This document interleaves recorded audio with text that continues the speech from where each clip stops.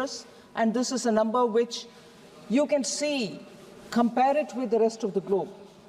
And this number is an outstanding number by global standards. India has been the fastest growing major economy in the world, and the credit goes to the people of India who are struggling and meeting their aspirations, thereby contributing to the economy, and with the leadership which puts policy upfront so that it responds to people and their aspirations as well. So the two wheels have moved adequately in synchrony, as a result of which you see the growth numbers. A different perspective for the same thing is something which I'd like to put before you, Ma'am Chairperson. Out of the 12 quarters in the previous 3 years, GDP growth rate was lower than 5.4%. GDP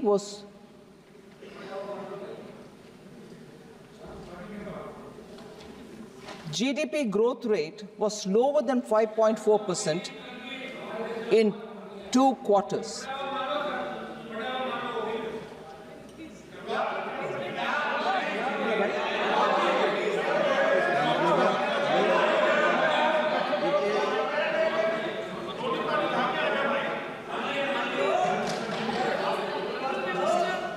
Please.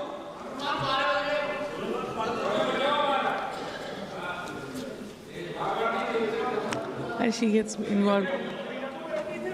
I'm not able to understand. Ignore him. Okay. So out of the 12 quarters in previous 3 years,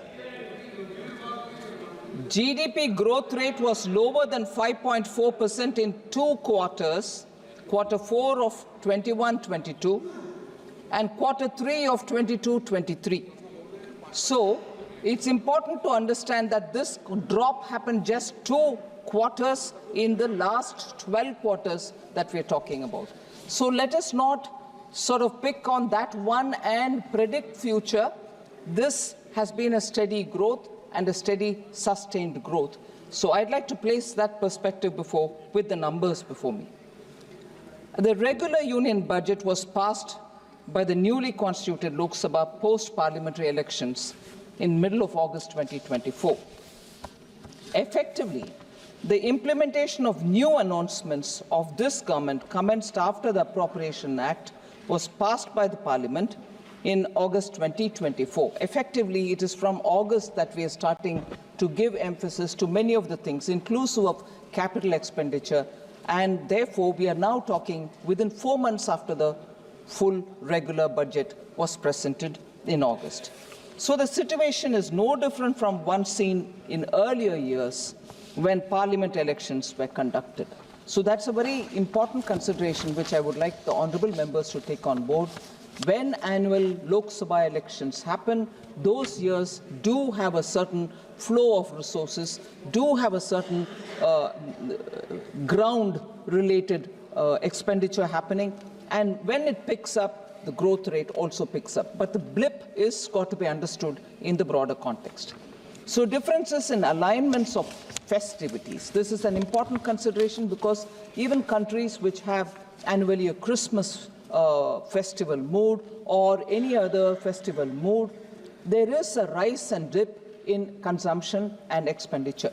So between September and October this year, particularly for India, in the previous and current year, created a modest downward bias for the Q2 growth, because I think there was 115 days where people do not spend, and which came very close to also the Dussehra vacation when people spend, and as a result, that quarter got affected by good spending fortnight and a not so good spending fortnight, both occurring during that quarter itself.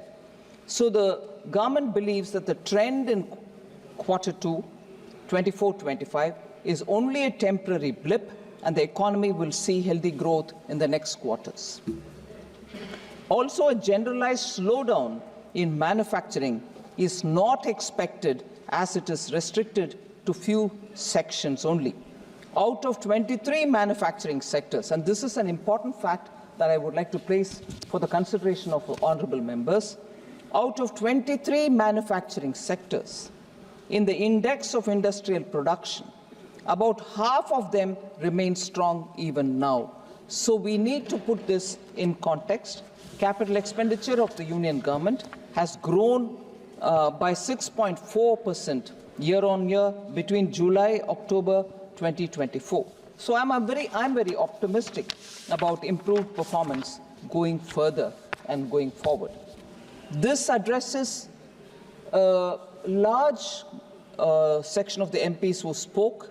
I named some of them: Shri K.C. Venugopal, Saugata Roy, Anil Desai, N.K. Premchandran, Manish Tiwari, Lalji Verma, Saini Ghosh, Vishal Dada Patil, and Amar Singh. So all of them, different aspects of the economy did raise these points, so I thought I should upfront start with these. There was equally a lot of voice about inflation being very high. This was particularly raised by 4 members who have also raised the previous issues.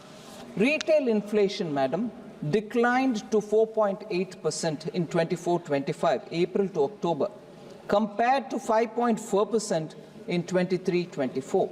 This is the lowest since COVID-19 pandemic started. Lowest retail inflation. Core inflation, which excludes volatile food and energy prices, remains at 3.6 and is at a decadal low. It's a very important data which we have to take on board. And we in the union government remain committed to better managing of food inflation, where volatility in specific food items is weather-driven. Building buffers is one of the key performance which I can place here for members' consideration, particularly in key food items such as cereals, pulses, and distribution of food items like onions, rice, tuvar dal, wheat flour, gram, and so on. So these are happening through designated outlets at subsidized prices. I've spoken before on this. Bharat brand atta and Bharat brand dal is provided in essential commodities at an affordable price. The prices have been very reasonable, that the uptake is also very considerable. Bharat dal is available at 60 rupees per kg for 1 kg pack. Bharat atta costs 30 rupees per kg and Bharat rice costs 34 rupees per kg, and they are available through particular outlets. Madam, the discussion again on the inflation is normally taken for the number that is revealed in the latest quarter, but I would again like to put a perspective before honorable members. Most often I've done this, and I think there is merit for us to look at it in this way, because it is important to understand the context and also the perspective to keep it as wide as possible. Madam, 1999 to 2004, headline inflation was controlled at 3.9%. The reason why I'm bringing this is something which I'll explain a bit later, but I'm laying the ground for that inference. Headline inflation was controlled at 3.9% between 1999 and 2004. Between 2004 and 2009, inflation surged to 5.6%, and again, come over, you can compare it with the previous 99 to 2004, which I'm talking about. But when you came to 2009 to 14, it spiraled to 10.2%, representing a catastrophic failure to control rising prices. Come again to 2014 to 24, inflation was brought back to 5.1%.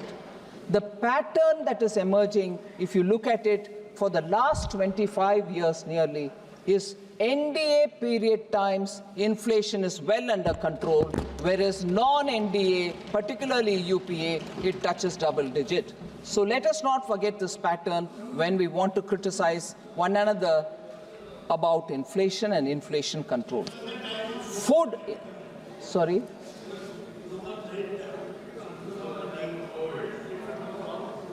Right, thank you. Thank you. You can be similarly introspecting on the impact of COVID and the wars which are happening now. No, ma'am. Thank you. Food inflation, madam, similarly, food inflation was a modest 2.2 during 99-2004. 2004 to 9, it reached 6.5. 2009 to 14, it reached 11%. And 14 to 24, it's back to 5.3%. So the pattern is consistent. 25 years, you split it between UPA or non-NDA and NDA, you see inflation is better controlled under NDA regimes. Madam, Honorable Member Manish Tiwari, I can't see him here, but I would like to respond to him, was talking about fuel inflation. I quite appreciate his concern because this can affect poorer families as well. I want to place the data before. Under UPA 2, the fuel inflation was 8.9% compared to the 10 years between 2014 to 24, which is at 4.4%. But I just want to highlight the fact for Honorable Member Manish Tiwari's question.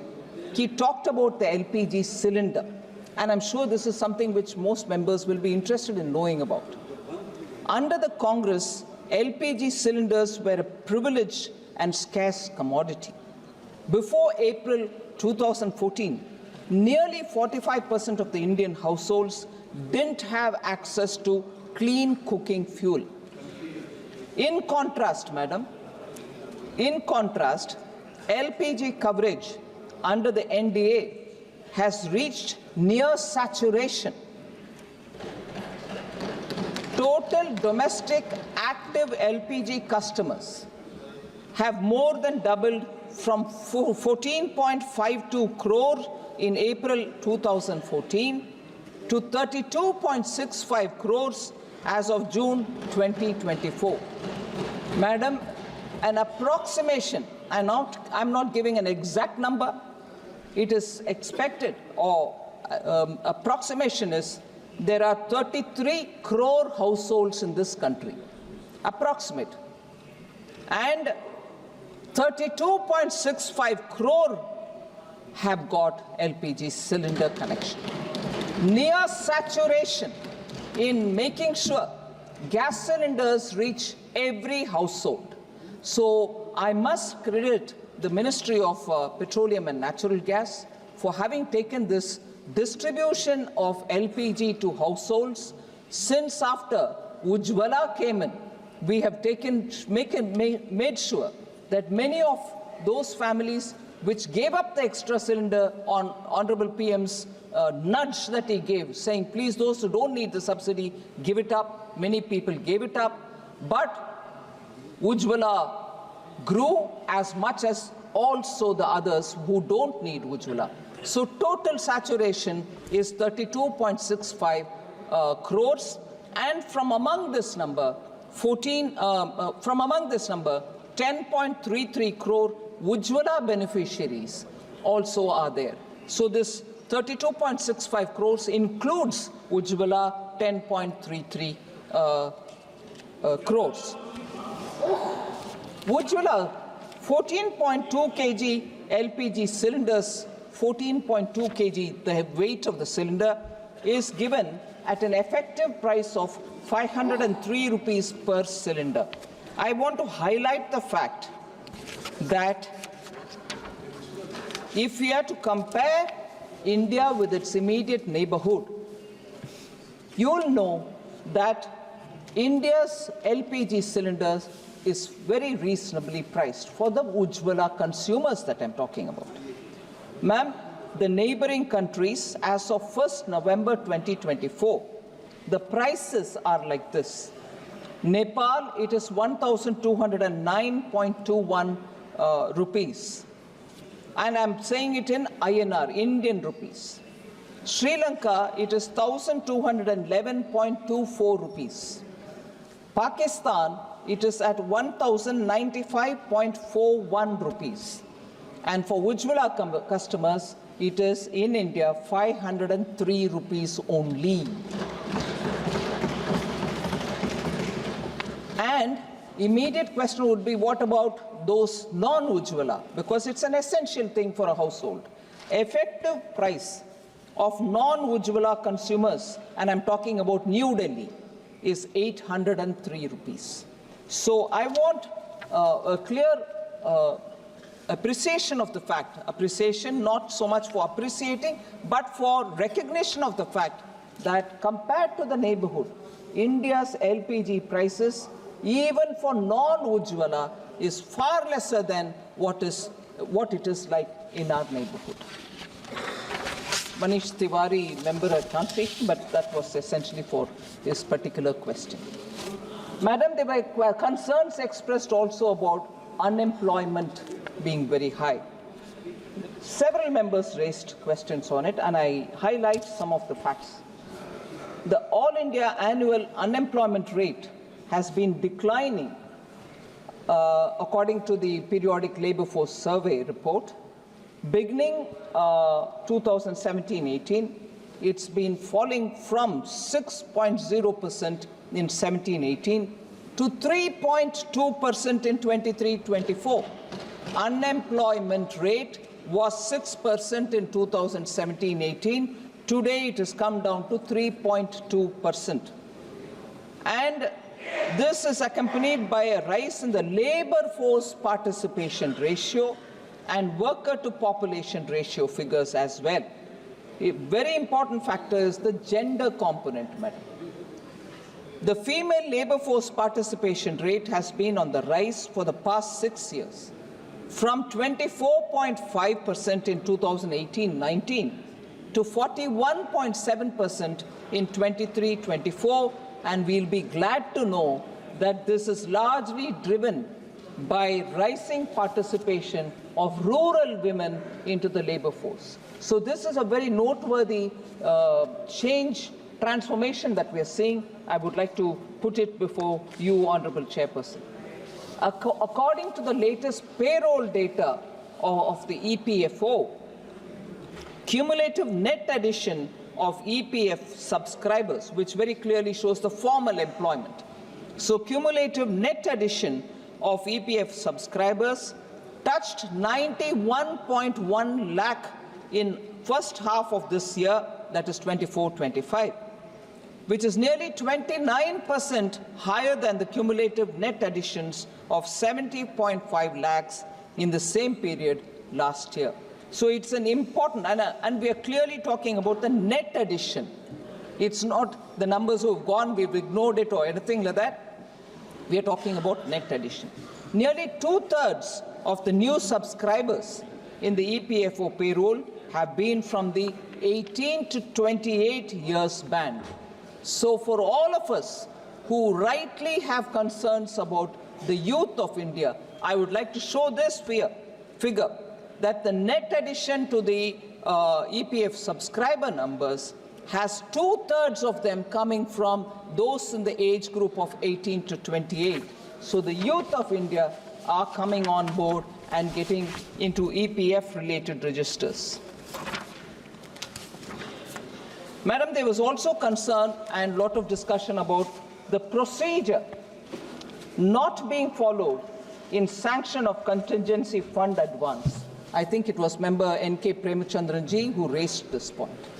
I'd like to respond to him because I think he highlighted, I appreciate the fact that N.K. Premachandranji gets into a lot of granular details of the budget and also of the general financial rules.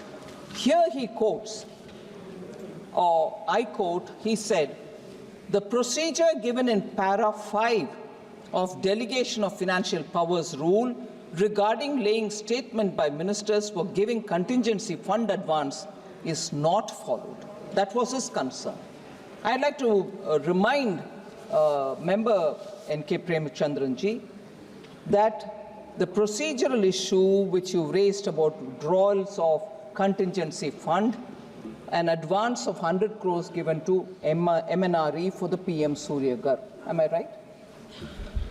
Based on the request of the ministry, contingency fund advances are normally given to various ministries, and in this case, the contingency fund advance of 100 crore was sanctioned on 4th October 2024, at a time when the Parliament was not in session.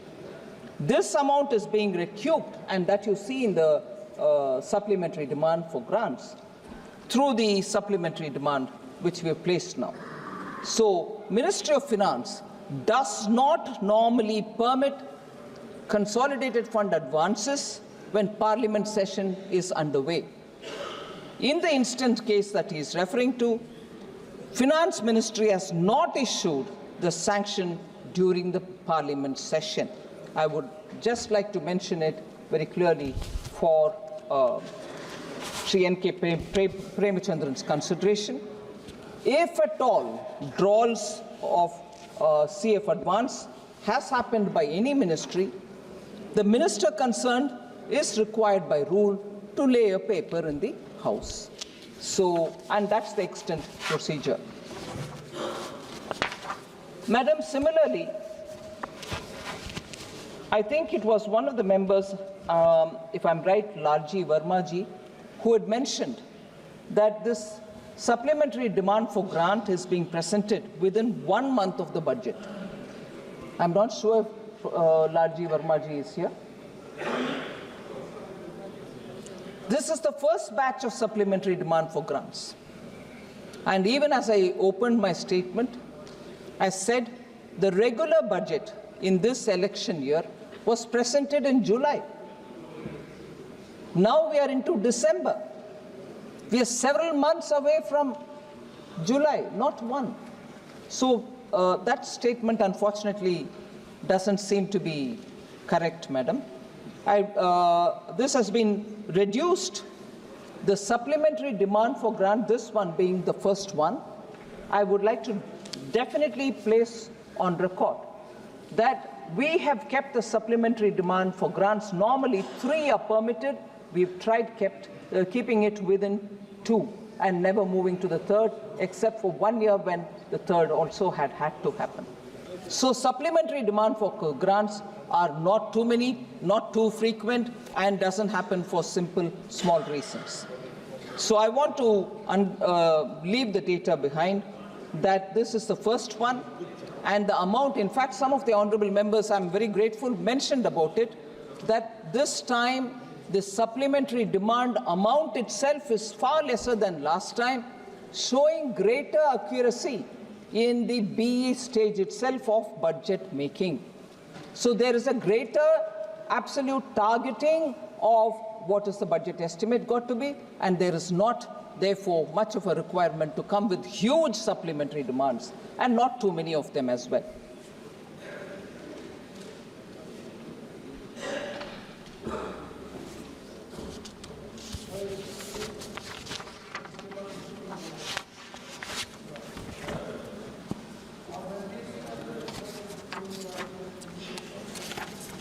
Ma'am, there's been a concern about sustaining growth. I broadly spoke about the growth and growth-related figures earlier. But what are the specific steps that the government has taken to push and to sustain growth was one of the questions. As much as private sector investment slowdown and more investment on infrastructure have all been points on which a lot of members have raised their concerns. I'd like to broadly say that even at the beginning we said there has been considerable emphasis on capital expenditure.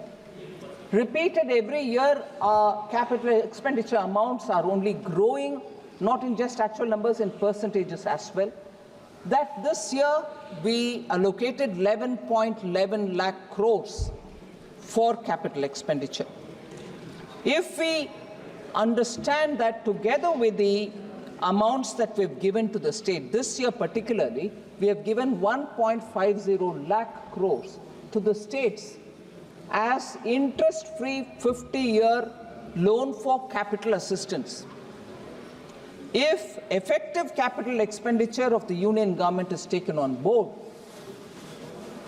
and what is the effective capital expenditure, madam? Includes budgeted capital outlay and grants and aid for capital creation. If these two are put together, you get the effective capital expenditure figure. And while 11.11 lakh crores is the capital expenditure announced in the BE, Effective capital expenditure inclusive of our capital assistance to the states, interest-free, it is pegged at 15.02 lakh crores, madam. One of the highest in Government of India's history. This is the amount we are giving for capital expenditure, which has given a big role also for the states to build their capital expenditure account.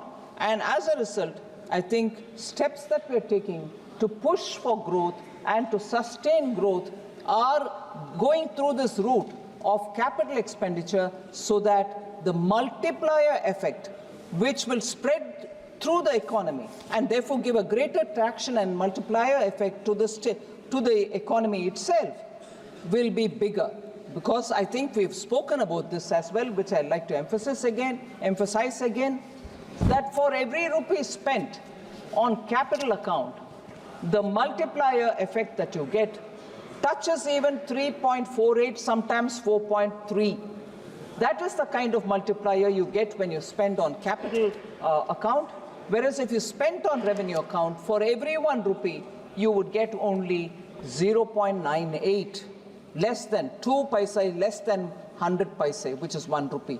So that is not going to benefit if we just spent money or put money in the hands of the people, promote immediate consumption so that people can go out in the market and buy the essentials. They are important. But the multiplier that gives is far lesser than the multiplier that you would gain when people are given in situ jobs because projects are running, capital assets are being built. We have gone through that route, and this time the effective capital expenditure of the Government of India is at 15.02 lakh crores. What are the expenditure on which this amount is getting spent? Regional connectivity, robust highways, railways, coastal shipping, digital infrastructure, and multimodal logistics are areas in which we are spending this money, and also addressing skill deficit through package of 5 schemes which we have announced in this budget itself. And these have given results. So it's not as if I've spent the money, we don't know what is the outcome. The results are there for everyone to see. Increase in gross fixed capital formation to 30.8% of the GDP in 23-24, compared to an average of 28.9% between 2014-15 and 2018-19, pre-pandemic years. So pre-pandemic years, you had 28.9 gross fixed capital formation, whereas now it's gone up to 30.8%. Also, private investment by non-financial firms, about 3,200 firms, an independent research looked into it and said 11.6% is the growth in private investment by non-financial firms. That itself will explain. I'm talking not about the banks, not talking about the NBFCs, but other firms which are in the private sector. An improvement in the ranking of the World Bank Logistics Performance Index from 54th place where we were in 2014 to 38th place in 2023 to 44th place in 2018 and to 22nd place in 2023, particularly under international shipments category. Ma'am, you probably are aware that in every session of the budget, we have questions on tax devolution to opposition-ruled states, and that they have been reduced, particularly for Kerala, Karnataka, and Himachal Pradesh. Shri K.C. Venugopalji asked about it. I'd like to again, like the way I do in every session, again answer this question. Tax devolution to states is based on the formulation and the recommendation given by the Finance Commission. Within first 45 months of the 15th Finance Commission, the current Finance Commission, the tax devolution to these states is more than the total tax devolved to these states in the entire period of the 14th Finance Commission. entire period of the 14th Finance Commission, 5 full years, and you can take 45 months of the current Finance Commission, which is just about 4 years and about a couple of months, 3 months. I'm going by state, madam. Karnataka during the 14th Finance Commission, which is like between 2014 and 2019, had 1,35,044 crores devolved to it. And within the 45 months of the current Finance Commission, they have received 1,41,937 crores, already much more than the entire five-year period of the previous Finance Commission. Himachal Pradesh received 20,830 crores during the 14th Finance Commission's entire period, whereas what they've received in the first 45 months of the current Finance Commission is 32,087 crores. Kerala, 71,713 crores during the earlier Finance Commission during its entire period, whereas in the 15th Finance Commission, which is the current Finance Commission, and in the first 45 months, 75,171 crores. So, no question, madam, on time, much more is what is being devolved to all states, and there is no difference between which state is ruled by which party. Everybody gets what their due is, and that's the principle with which Prime Minister Modi guides me, and that's what we do.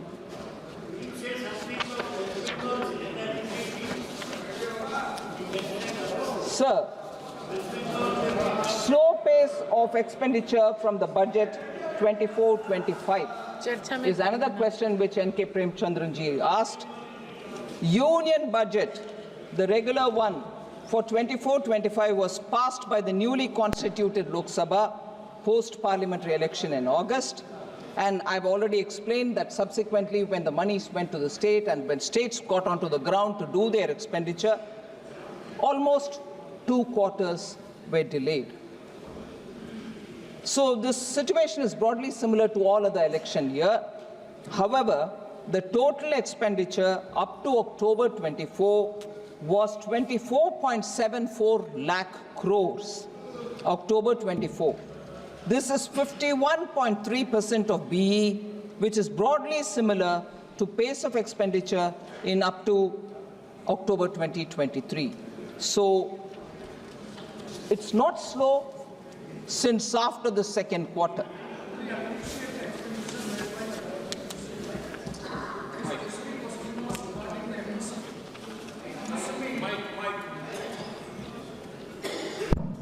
Madam, I fully appreciate the expenditure made by the government during the 6 months, 51.3% of the total expenditure, more than that of the total budget allocation. My point was the most labor industry sector, that is the MSME, the budget outlay was 22,137.95 crores. There is a revised outlay. I can't understand what is the revised outlay at this juncture. And further, the expenditure till 12/1/2024, it is 992 crores. That means just lower than 15%.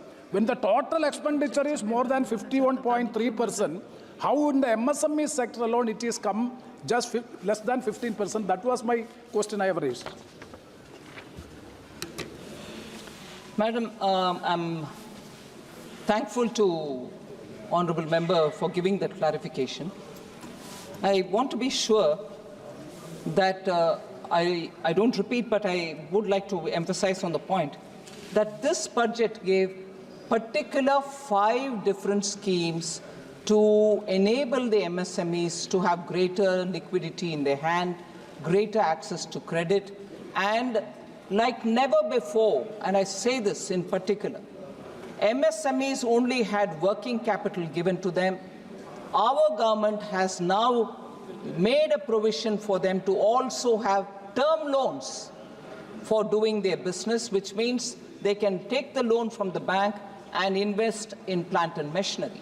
But they are, after all, small firms. They will not have huge collaterals to offer. they won't have security to give. So I'm grateful to the Honorable Prime Minister, who very clearly said, if we gave assistance for the small traders on the street, Swanidhi, we gave assistance for women and small people who are doing their business, PM Mudra, all of them are sovereign guaranteed, collateral free. Similarly, for the term loan that we are giving to the MSMEs, we have provided for sovereign guarantee. For the first time in this country, so Honorable Member Prem Chandran be informed on this, that MSME never had that provision in all free India, 1947 onwards, for a term loan and a sovereign guaranteed term loan. We have given that this time.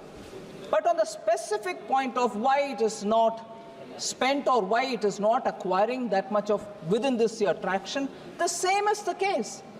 If the budget was passed in July and the department has to do it all in the ground within the next 4 months, it will have its own difficulties. But that's not to say this program will not continue. It will continue with the same gusto. So I want the fact that this year has a peculiarity, vote on account, a regular budget in July, and after which, when expenditure has to happen in all sectors with the same speed, some ministries do take the time. I'm going around visiting MSMEs clusters, establishing SIDBI branches there, asking SIDBI to give more loans to the MSMEs under the newly designed post the regular budget schemes. So I appreciate your concern on MSME, but it's not being brought down.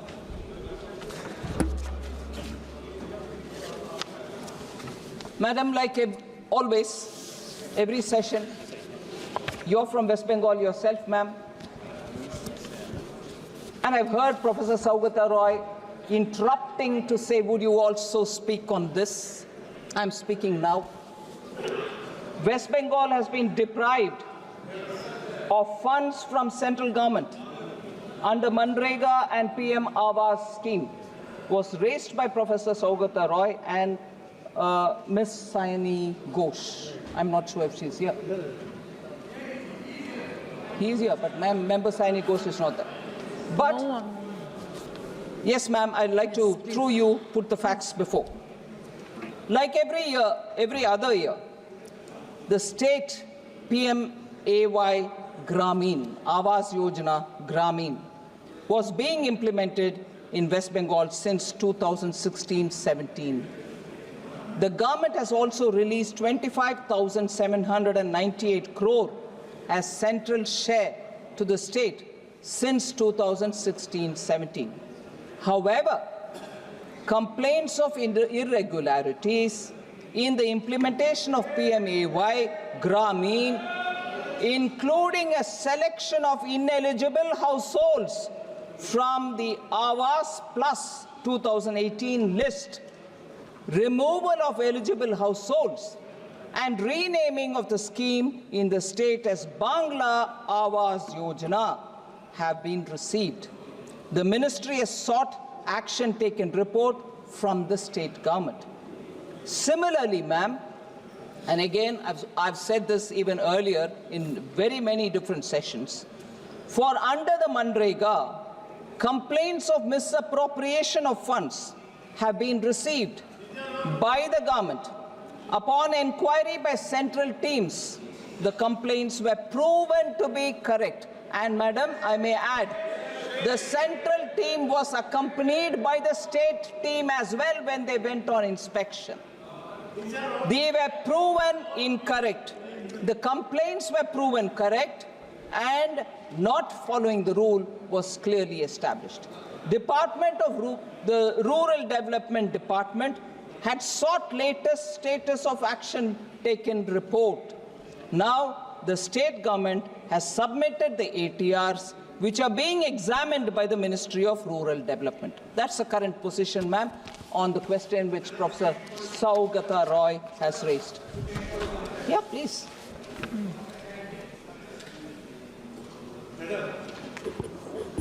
What I want to suggest or what I want to submit, if any corruption happens in any part of the state, total amount of money, why it is being kept stopped. Where possibility of inquiries appears, central team, state team jointly detected any area, stop sending money over there. But for few places or for one or two places, you are blocking the total money. What would be my suggestion, what would be my request to you, to release the amount to the particular state who have due from the center more than 1 lakh crore of rupees as a whole. So would you kindly take up these two issues, Manrega and Awas Yojana? I also want to request you, wherever corruptions reports are there, block money over there. But don't stop the full money for so many as a whole for the total state. But haven't we stopped it on that ground only now? Yes. Please, Honorable Member. Ma'am, Chairperson, the Honorable Member is putting forth a suggestion, saying stop it where the corruption has happened, don't stop entirely. We've not stopped entirely for all over the country. We've stopped where the corruption. अब उसको रोकूं?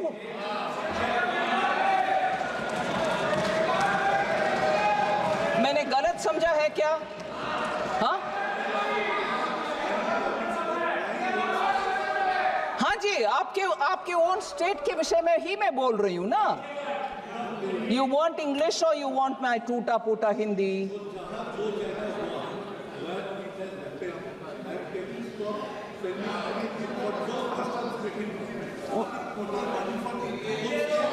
Oh, you're saying in the state of Bengal, जहां corruption हुआ, वहां ना देना, बाकी जगह पर देना. ये मैं कैसे तय करूं जी? मैं कैसे तय करूं? Madam Chairperson, even when I don't stop, even when I don't delay, even when I give an advance payment of, when I have to give 1 month, I'm giving 2 months, I'm accused of differential treatment to different states. अरे corruption हुआ ये साबित हो गया है और central team और state team भी साथ में गए हैं और उधर पेमेंट का रिक्लेम करो, ऐसे आदेश मिलने के बाद रिक्लेम ना करते हुए दोबारा ट्रेशरी से ही उसको भरपाई कर रहे हैं, मतलब करप्शन हुआ. उसके बाद मैं कैसे डिफरेंशिएट करूं?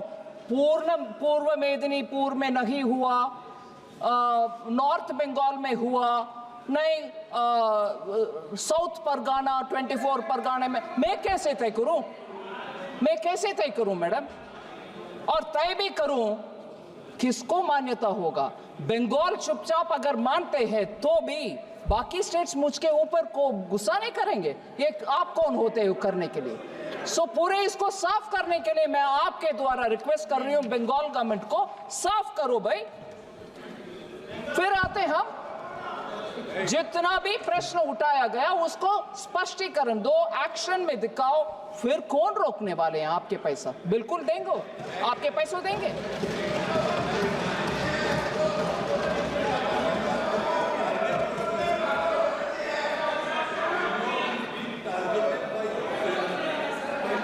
दिन तक आप ये करेंगे, आपका जो purpose to make your party more influence in the state, it will never happen. Result will always be 6-0. Give money to the state. Poor people, hungry people are crying for hunger. So take care. I repeat you, I request you with folded hand, सारे टाका, all money being kept detained. It cannot happen for a particular state. Madam Chairperson, I fully appreciate the concern. Our intention is not to put anybody to difficulty. But strictly, if you allow me 1 minute of indulgence, for the political observation which Honorable Member has made, आप जब तक ये करते रहोगे, आपका seat नहीं मिलेगा बंगाल में. मान लो ये सच है, फिर आपको क्या दिक्कत हो रही है भाई? खुश रहो, पूरे जीतो, पूरे आराम से बैठो ना. हो रही है दिक्कत, जनता देख रही है, गरीब के पैसा किसके हाथ में जा रहे, पार्टी वर्कर्स में हाथ में जा रहे, ये अभी खुलासा हो गया है, इसीलिए दिक्कत हो रही है उधर, इसीलिए दिक्कत हो रही है। और जब हम उसके लिए तैयार हैं, आते हैं स्टेट में, आपके टीम के साथ ही जाते हैं, अकेला नहीं जाते हैं, आपके टीम साथ में रहने के बाद भी दिखता है कि घपला हुआ, उसको सही करने के लिए मौका भी देते हैं, फिर भी आप यही राजनीतिक भाषा बोलते हो, नहीं जब तक ये करोगे बीजेपी नहीं आए। नहीं जी, देश अच्छा होना है, मोदी जी का संकेत यही है, अच्छा करप्शन रहित गरीब को जो पैसा मिलना है वो मिलना चाहिए। जहां घपला होते हैं हम साथ नहीं रहने वाले हैं।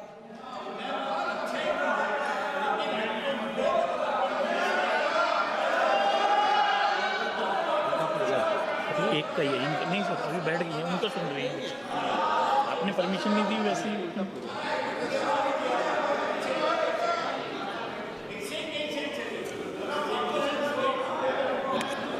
I agree on that.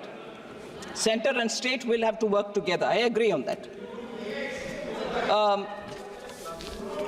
Honorable Chairman sir, Speaker sir,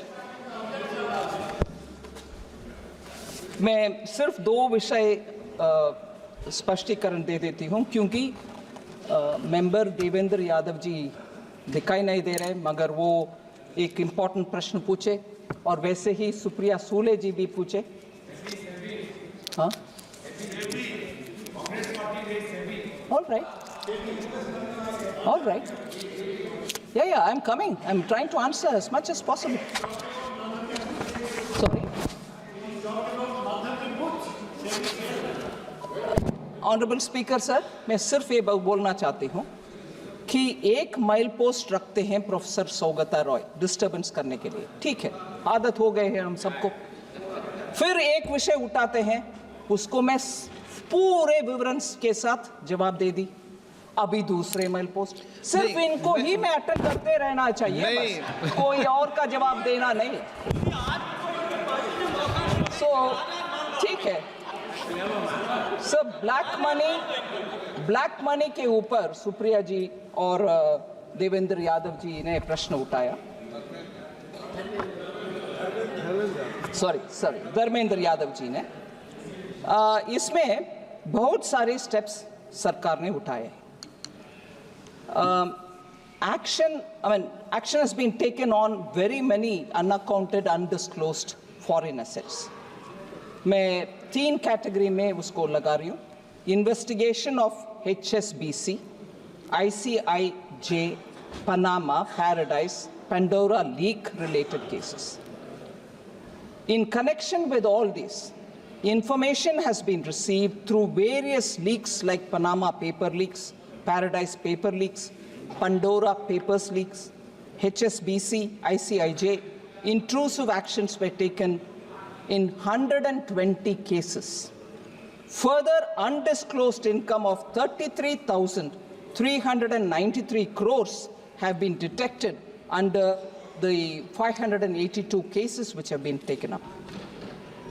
A multi-agency group consisting of representatives from various enforcement agencies, organizations, has been taken up by the government for expeditious and coordinated investigation of various categories of foreign assets, such as Panama paper leak, Paradise, and Pandora. The second which I want to highlight, sir, is the constitution of the SIT on black money. The government, of course, has constituted a special investigation team, and that's working from 2014. Meetings of the SITs are regularly taken up, and action taken report is also reviewed. Particularly, cases involving undisclosed foreign assets and income have really been monitored. Enactment of Black Money Act 2015, the government enacted a comprehensive and stringent new law, namely the Black Money Undisclosed Foreign Income and Assets and Imposition of Tax Act 2015, that has come into force from 2015 July. The salient features of this Black Money Act, sir, are 30% of taxes imposed on any undisclosed foreign income or foreign assets, and an additional amount, a penalty of 90%, 3 times the amount of the tax, is also imposed on them. Penalty for failure to furnish returns or undisclosed or inaccurate details of foreign assets are also levied. A penalty of 10 lakhs is levied, and so on. Then there is a lot of through the court action. For the effective administration of the Black Money Act 2015, sir, the creation of a foreign asset investigation unit has been established. 29 foreign assets investigation units are set up under the Directors General of Income Tax investigation all across the country. Proceedings under the Black Money Act 2015 as of June 2024 in about 697 cases, raising a demand of more than 17,520 crores that's been raised. 163 prosecutions have been launched. Foreign asset schedule has been issued in the ITR. Then number of taxpayers disclosing, this is a very interesting information, sir. Number of taxpayers disclosing foreign assets were 60,467 in the year 21-22. Now it is 2 lakh taxpayers in 24-25. The Black Money Act is actually having a deterrent effect on a lot of taxpayers, that today they come forward on their own to disclose their foreign assets. Sir, very important data is 82 cases till 30 June have been referred to the ED under the PMLA Act. 82 cases. Sir, specific numbers were asked. Total tax collected under the BMA, Black Money Act, in crores of rupees is 2,655 crores as of June 2024. Total money raised under the Black Money Act. Number of cases in which assessments have been passed are 697. Demand raised 17,520 crores. Number of cases in which penalty has been levied, 341 cases. Penalty levied in crores, 9,971.47 crores. Prosecution launched, 163. Number of cases where assessment is pending, 531. Number of cases where penalty initiated and pending, 532. So these are the actual figures to show that the PMLA and the Black Money Act are actually giving their due returns of the taxpayer money, which is got to be obtained for the sake of the country. On the PMLA, sir, on the PMLA, sir, the Honorable Speaker, sir, ED has successfully restored properties valued at least 22,280 crores, and I'm only talking of the major cases. We all question about ED. The return and also the money which have been claimed by the ED is this one. Restored properties of 22,280 crores in major cases. And I would like to list the number of cases, sir. Vijay Mallaya case, 14,131.6 crore. Complete amount of the attached property has been restored to the public sector banks.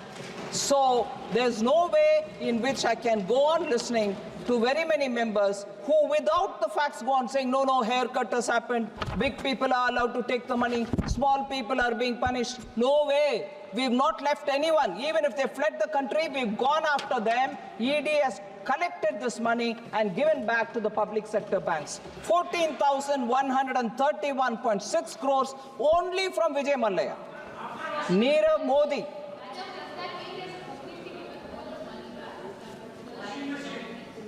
Attached properties is what I'm talking about, ma'am. There can still be some more cases, but attached properties and their monies have gone to the public sector banks. And this is the money that is obtained from them. Nirav Modi case, 1,052.58 crores has been restored to the public and private banks. National Spot Exchange Limited, NSEL scam, 17.47 crores have been obtained and given to the banks. SRS Group, which is the SRF Group's Pearl City and Prime projects in Gurugram, 20.15 crores, that is the property restored. Rose Valley, 19.40 crore. Surya Pharmaceutical Limited, 185.13 crore. Novera Sheikh and others, the Hira Group, 226 crore. Amrutesh Reddy, Naidu and others, 12.73 crores. Mehul Choksi and others, 2,565.90 crores have all been taken. And then liquidators in the different Geetanjali group of companies to carry out valuation and auction of the attached or seized properties worth 2,565 crore is also happening. Nafisa Overseas and others, 25.38 crores. Bhushan Power and Steel Limited, Supreme Court ordered restitution of assets worth 4,025 crores to JSW via its December 11 orders. So it is important to recognize, sir, that we have not left anybody in economic offenses. We are after them. We will be making sure that money which has got to go back to the banks will go back. Thank you very much, sir.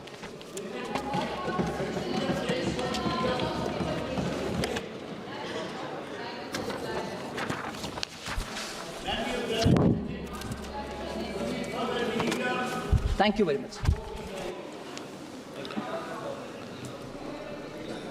अनुदानों की अनुपूरक मांगों पर श्री सुधाकर सिंह द्वारा 8 कटौती प्रस्ताव प्रस्तुत किए गए हैं। अब मैं सभी नहीं सर, पहले पूछ चुके हैं। अब मैं सभी कटौती प्रस्ताव सभा के मतदान हेतु रखूंगा। प्रश्न है कि श्री सुधाकर सिंह द्वारा प्रस्तुत सभी कटौती प्रस्ताव स्वीकृत किया जाए। जो सदस्य इसके पक्ष में हाँ कहें, जो सदस्य विरोध में हैं वो ना कहें। मेरे विचार में निर्णय ना वालों के पक्ष में, ना वालों के पक्ष में सभी कटौती प्रस्ताव स्वीकृत हुए। अब मैं वर्ष 24-25 के लिए अनुदानों की अनुपूरक मांगों के प्रथम बेच को सभा के मतदान के लिए रखूंगा।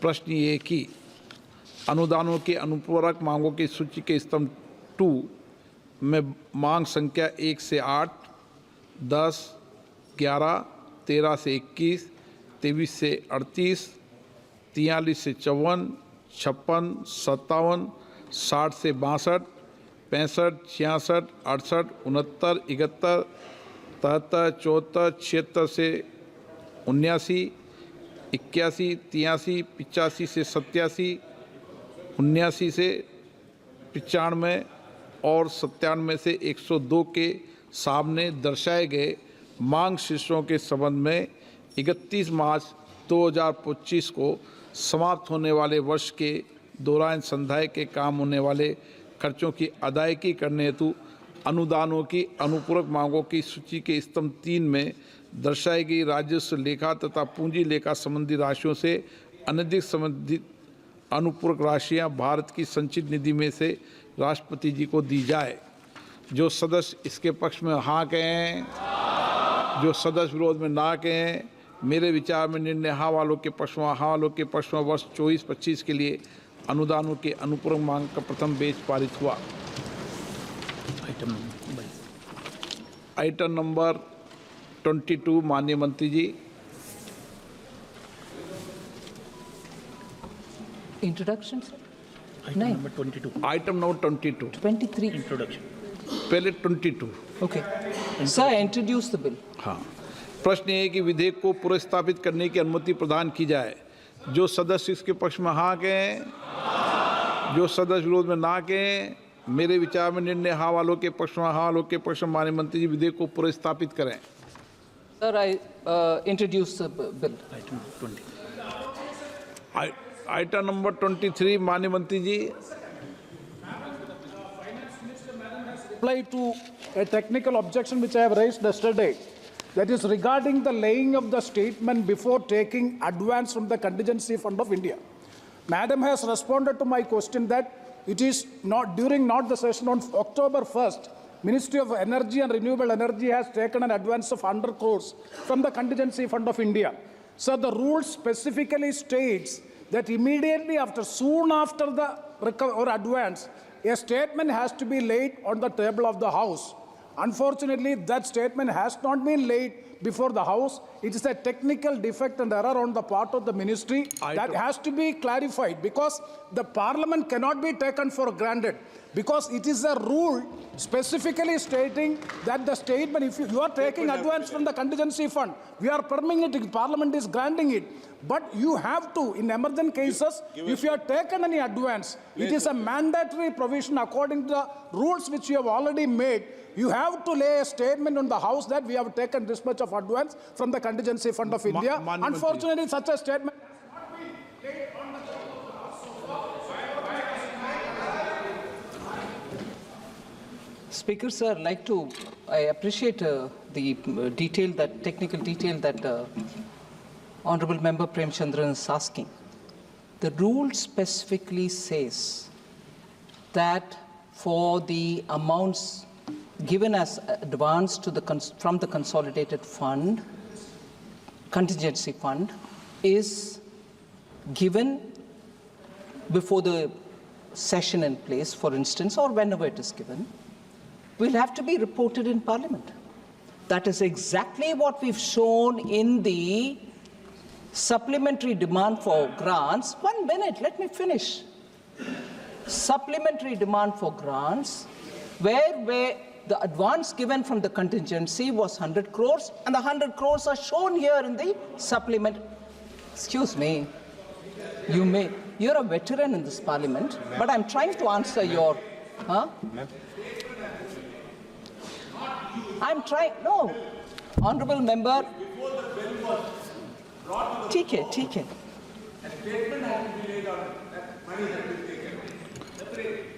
Okay. I fully understand this, sir. When that amount is granted, which is not normally done, granted during the session, then the statement comes separately. Whereas, wait a minute, oh my God, the impatience. Have I run away from the House?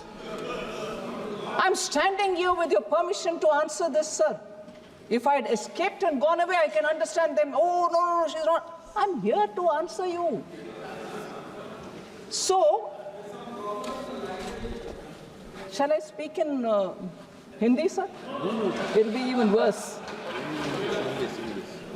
So, just for the House's information, I'm reading from the Delegation of Financial Powers Rule 2024. And this is Appendix 1, Paragraph 5.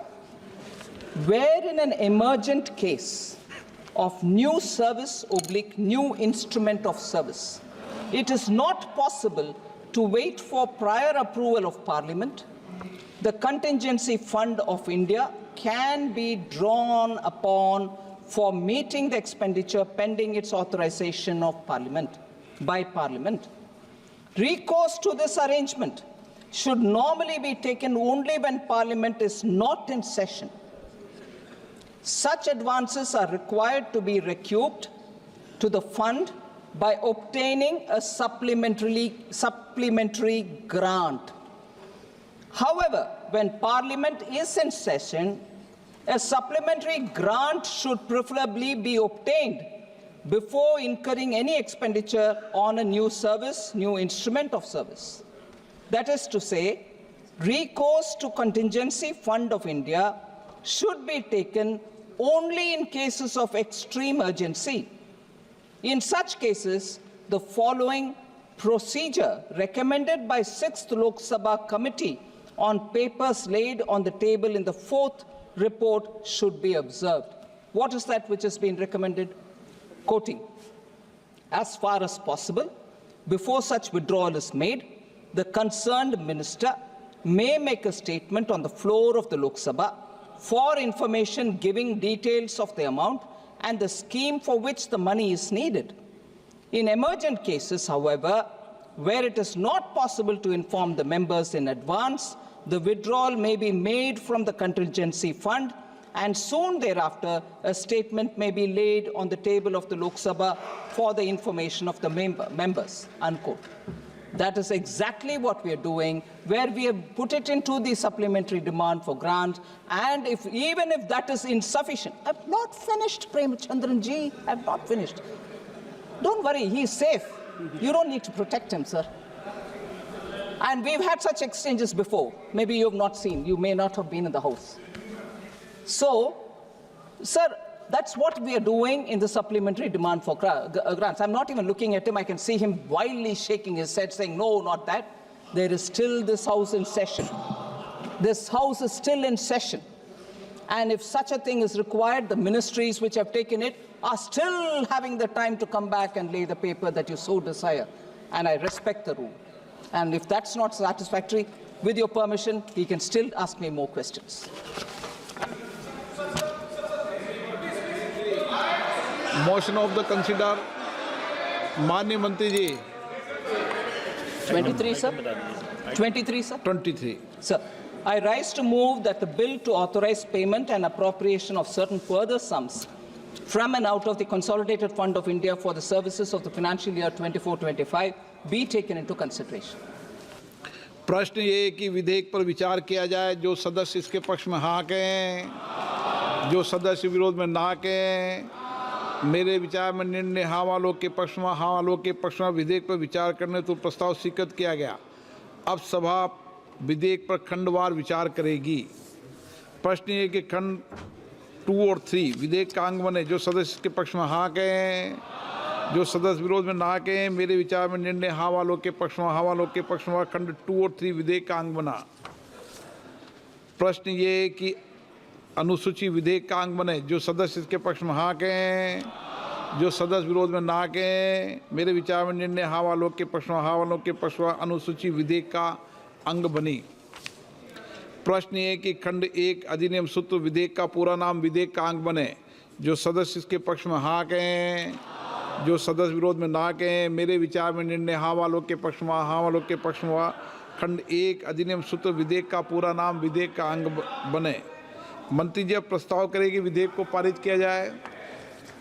Sir, I rise to move that the bill be passed. प्रश्न ये कि विधेयक को पारित किया जाए. जो सदस्य इसके पक्ष में हाँ कहें, जो सदस्य विरोध में ना कहें. मेरे विचार में निर्णय हाँ वालों के पक्ष में, हाँ वालों के पक्ष में प्रस्ताव स्वीकृत हुआ. विधेयक पारित हुआ. आइटम नंबर 24 गोवा राज्य सभा निर्वाचन क्षेत्र अनुसूचित जनजाति प्रतिनिधित्व का पुनः समायोजन विधेयक 2024. माननीय मंत्री जी.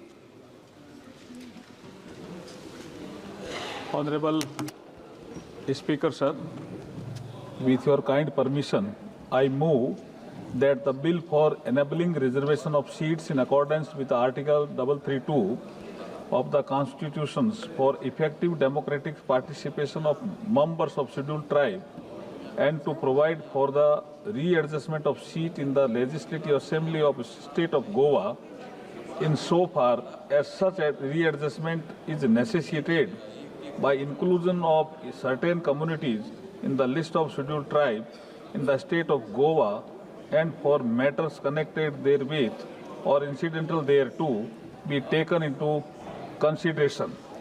मैं अध्यक्ष महोदय थोड़ा ब्रीफ में इस बिल के बारे में बताना चाहता हूं आपकी अनुमति से. अनुसूचित जनजातियों के सदस्यों की प्रभावी लोकतांत्रिक भागीदारी के लिए संविधान के अनुच्छेद 332 में प्रावधान किया गया है और 332 के अनुसार सीटों के आरक्षण को समर्थ बनाने और गोवा राज्य की विधानसभा में सीटों के पुनः समायोजन का उपबंध करने के लिए गोवा राज्य के विधानसभा क्षेत्रों में अनुसूचित जनजातियों के प्रतिनिधित्व का पुनः समायोजन विधेयक 2024 नामक एक विधेयक आज विचार और पारित करने का प्रस्ताव मैंने किया है। इसका बहुत ही लिमिटेड पर्पज है सर। ये 2002 में वहाँ परिसीमन हुआ और अनुसूचित जनजातियों की जनसंख्या 2001 की जनगणना के अनुसार वहाँ 566 थी, लेकिन उसके बाद गोवा असेंबली ने एक बिल पास किया, संविधान अनुसूचित जातियां अनुसूचित जनजातियां आदेश संशोधन अधिनियम 2003, और उसके अंतर्गत गोवा राज्य की अनुसूचित जनजातियों की सूची में 3 नए समुदाय नामक कुणबी, गावड़ा और वेलिप को शामिल कर लिया। तो एसटी की पॉपुलेशन एकदम से बढ़ गई, डिलिमिटेशन की प्रक्रिया पूरी हो गई थी तब तक, इसलिए राज्य में अनुसूचित जनजातियों की संख्या में जनसंख्या में पर्याप्त वृद्धि हुई है। वहाँ जो 566 थी वो अब हो गई है एसटी की पॉपुलेशन 1,49,275, करीब 1.5 लाख। इसलिए हम ये बिल लेकर के, ताकि जो अनुसूचित जनजाति के लोग रहते हैं गोवा में वो रिप्रेजेंट कर सके गोवा असेंबली में, इस लिमिटेड पर्पज के लिए मैं बिल लेकर के आपके समक्ष आया हूँ। मुझे लगता है चर्चा के बाद जो भी सुझाव आएंगे उसके बाद आपकी अनुमति से फिर उत्तर देने का मैं पूरा प्रयास करूंगा। आपने बोलने का अवसर दिया, बहुत बहुत धन्यवाद अध्यक्ष जी। Shri विरोल Fernandez.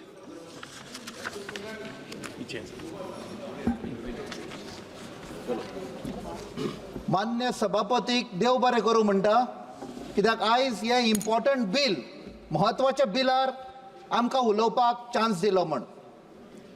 Thank you, Speaker Sir, for giving me an opportunity to speak on this very important bill concerning the representation of the tribal community in Goa.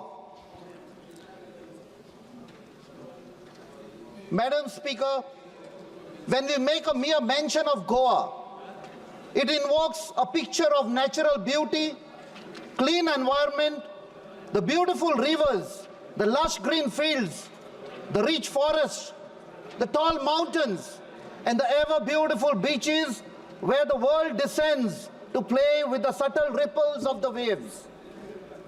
But when did this beautiful land come into existence? 500 years? 1,000 years back? Tradition, folklore, and the word of mouth traces the origin to over 6,000 years. And that is where the first footprint of a tribal community was found. Madam, today the tribal community in Goa awaits with great anxiety as we, the elected representatives, have gathered to decide the future of a tribal community in Goa. Who are the tribal communities of Goa? आमच्या मान्य मंत्रीन सांगला की 2001 3 community add केले म्हूण. तशें ना तें. ह्यो community 1000 साल पयलींच्यान आसा. Many of our honorable MPs have asked me with surprise about the existence of tribal communities in Goa. Well, as per a research paper submitted to the Goa University in July 2015, the Goan tribes consisting of the Gauda, Kunmi and Velip community were the first settlers in Goa, belonging to the Proto-Australoid group, popularly known in Goa as Mool Goinkar, which means indigenous people. It is pertinent to note that the tribal ministerial portfolio in Goa was first declared in 2010 under the Congress government, and a separate budget was approved for tribal welfare and development. Madam Speaker, I want to make it also clear that the Congress party has been trying to give justice to the tribal community for many years. In 2013, based on the promise of the then chairperson of UPA, Srimati Sonia Gandhi, the then UPA government under Dr. Manmohan Singh introduced a bill in Rajya Sabha on 26 Feb 2013. हे 3 फावट आडून कशेय करून आमच्या कम्युनिटीक justice मेळोंक ना. I would fail in my duties if I do not take the name of late parliamentarian Shri Shantaram Naik, who on 4th August 2016 raised a demand in the Rajya Sabha for reservation of seats in the assembly for tribal community of Goa. On 10 December 2021, our leader Srimati Priyanka Gandhiji came to Goa, went to Cape, spent an evening with the tribal community and promised them that the Congress party will fight the battle for reservation. It's a great historical moment for me personally to be a member of the 18th Lok Sabha to push for the rights of a tribal community in Goa. Madam Speaker, on behalf of the tribal community of Goa, I extend an invitation to all my seniors and my colleagues in this great temple of democracy to visit my state, meet our tribal community and have a meal cooked by them. The cuisine is unmatchable, blended in flavors of the forest produce, the real organic vegetables, fruits plucked from the forest trees, the natural nuts and berries. If one participates or even visits the home of our Hindu brethren in Goa during the Ganesh Chaturthi festival, one can witness the rare edible fruits, herbs, creepers, root leaves from a rich forest as part of the traditional matoli. These are the produce of the forest that have been preserved by a tribal community. Today, as we sit in this temple of democracy and debate on deciding on the bill that will benefit the tribal community in Goa, I would like to bring to the notice of honorable members of parliament that a tribal community had their own decision-making system going back to thousands of years, wherein the village elder or the village headman, known as the Budwant or Gaonkar, would sit and take collective decision only after listening to the views of the entire tribal community. Similarly, there was a system called as Barazan, meaning 12 wise men who would assemble together and discuss and finalize various critical issues affecting the respective villages and areas. If we superimpose that system, madam, we too are following a similar system wherein all representing particular states or areas, we take decision by debating and discussing before arriving at a suitable decision. Madam Speaker, they did it thousands of years before us, and sadly, we are today discussing to give rights to our tribal community in Goa. Madam Speaker, today what we see in Goa, be it the roads, the bunds along the backwaters, the planting of mangroves along the coast, the terrace farming, the cashew plantation, the wells, the houses, the compound walls, etc., are the work of the highly skilled members of the tribal community in Goa. Shifting cultivation in the forest is a skill practiced by the tribal community. I also want to bring to the notice of the honorable members of parliament from Jharkhand and also from Bihar, prior creation of Jharkhand, that members of the tribal community of Goa who were famed for their skills in building of roads and in construction of compound walls and buildings was specifically taken to Jamshedpur, where they played a critical role in the construction of roads and other infrastructure in Jamshedpur. Madam Speaker, the bill that has been introduced proposes a readjustment in the representation of scheduled tribes in assembly constituencies of the state of Goa.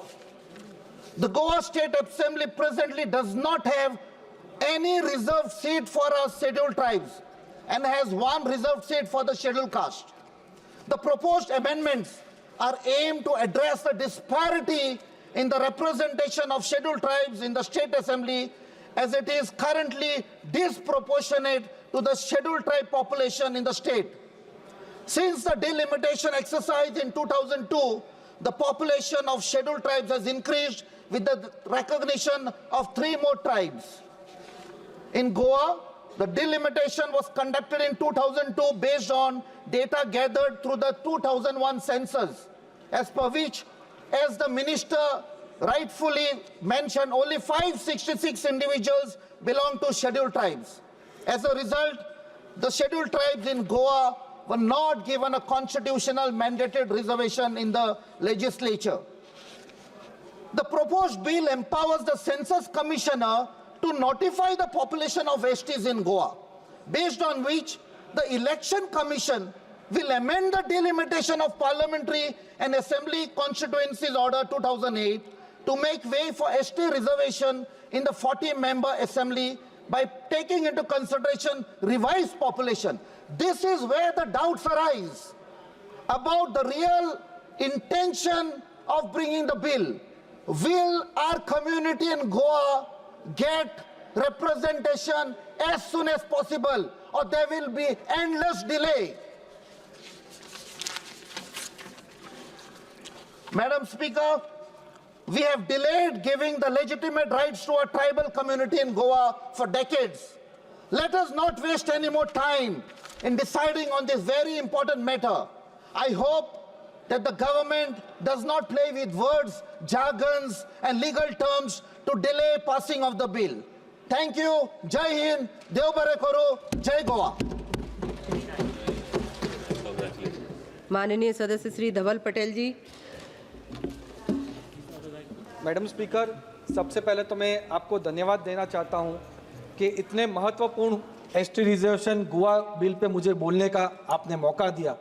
ये bill मेरे लिए इसलिए भी विशेष है, मैं खुद भी आदिवासी समुदाय से आता हूं और जब से भारत में आज़ादी मिली है तब से हमारे आज़ादी मिलने के बाद आदिवासी समुदाय को हमेशा कांग्रेस ने भटकाने का काम किया है। बस विरोध विरोध विरोध और आंदोलन पे ले गए हैं, लेकिन कभी भी आदिवासियों का विकास कांग्रेस ने नहीं किया। 1998 तक जब पूरे भारत में आदिवासियों का पॉपुलेशन 10 करोड़ से ज्यादा था, तब भी आदिवासी के लिए अलग से मंत्रालय नहीं था। एक होम डिपार्टमेंट में होम सेक्रेटरी एक छोटे से ऑफिस में पूरे आदिवासी समाज का कल्याण की योजना बना रही थी। ये हमारे अटल बिहारी वाजपेयी जी थे जिन्होंने 1998 में अलग से एसटी मंत्रालय का गठन किया, जिसके वजह से एसटी का खास करके विशेष से योजना बन सके, स्कीम्स बन सके, पॉलिसी बन सके और उनको एम्पावर कर सके, इसलिए अलग से आदिवासी मंत्रालय का गठन किया।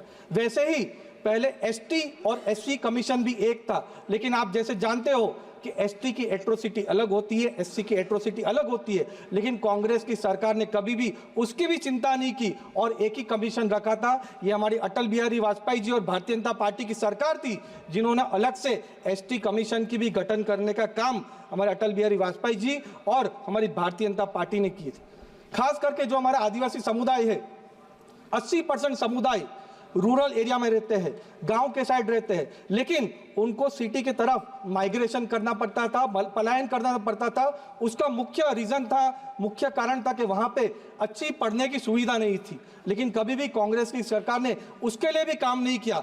ये हमारे अटल बिहारी वाजपेयी जी थे जिन्होंने 1998 में एकलव्य रेसिडेंशियल मॉडल स्कूल खास करके हमारे आदिवासी बच्चों के लिए खोली और 1998 से 2004 तक 100 जितनी एकलव्य रेसिडेंशियल मॉडल स्कूल चालू करने का काम किसी ने किया हो तो भारतीय जनता पार्टी की सरकार ने ही किया था। 2004 से लेकर 2014 तक जब कांग्रेस का यूपीए रूल था, तब एक भी एकलव्य रेसिडेंशियल मॉडल स्कूल उन्होंने नहीं बनाई। जो आदिवासी समाज के लिए हमेशा काम करते हैं, ऐसा बोलने वाले लोग एक भी school Eklavya residential model school नहीं बनाई। ये हमारे मोदी जी जब 2014 में वापस प्रधानमंत्री बने, तब उन्होंने एकलव्य रेसिडेंशियल मॉडल स्कूल के लिए विशेष फंड दिया, बजट दिया, ध्यान दिया, फोकस दिया।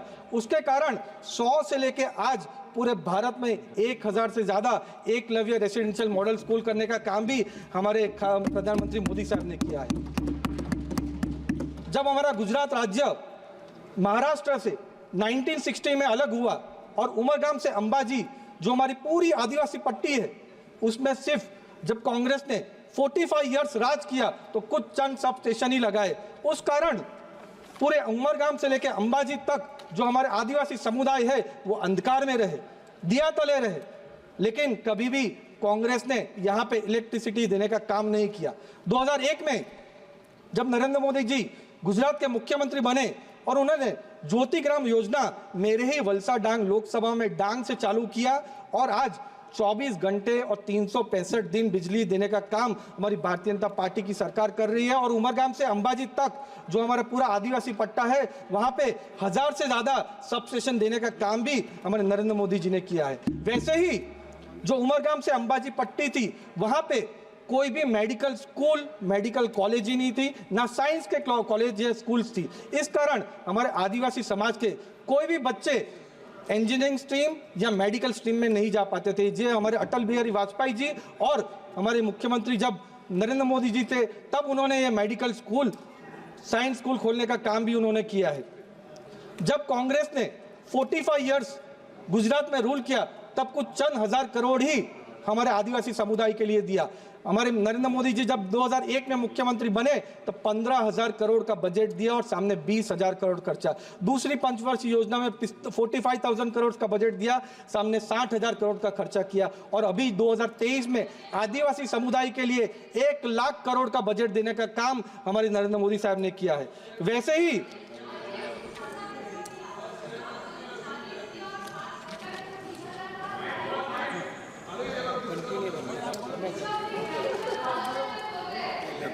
उसके बाद जब प्रधानमंत्री नरेंद्र मोदी जी 2014 में प्रधानमंत्री बने, तब तक 2014 तक सिर्फ 25,000 करोड़ का बजट हमारे आदिवासी समुदाय के लिए था। वो आज बढ़ के 2024 में 1,25,000 करोड़ करने का बजट भी किसी ने किया हो तो हमारे नरेंद्र मोदी जी की सरकार ने ही किया है। सिकल सेल हमारे आदिवासी समाज में बहुत बड़ी समस्या है। सिकल सेल की वजह से कितने लोगों ने जान खोई है। मैंने खुद भी अपने परिवार में मेरे बड़े भाई को सिकल सेल में खोया है, लेकिन कभी भी कांग्रेस की सरकार ने सिकल सेल के लिए काम नहीं किया है। 2023 में जब बजट पेश हुआ तो हमारे सिकल सेल के लिए 15,000 करोड़ बजट देने का काम भी नरेंद्र मोदी जी की सरकार ने किया है। 7 करोड़ लोगों का स्क्रीनिंग चालू किया है और 4 करोड़ लोगों का स्क्रीनिंग भी खत्म हो गया है। वैसे ही स्टैंड अप इंडिया स्कीम के तहत पूरे एसटी, एससी और वुमेन एंटरप्रेन्योर्स को 33,000 करोड़ देने का काम भी किसी ने किया हो तो नरेंद्र मोदी जी ने ही किया है। जैसे हमारे आदिवासी समुदाय में अच्छे एंटरप्रेन्योर्स है जो बड़े छोटे उद्योग खोलने में सक्षम थे, लेकिन उनके लिए भी कांग्रेस ने कोई विशेष फंड नहीं दिया था। इसलिए हमारे नरेंद्र मोदी जी की सरकार ने खास वीसी फंड भी हमारे ट्राइबल समुदाय के लिए काम किया है।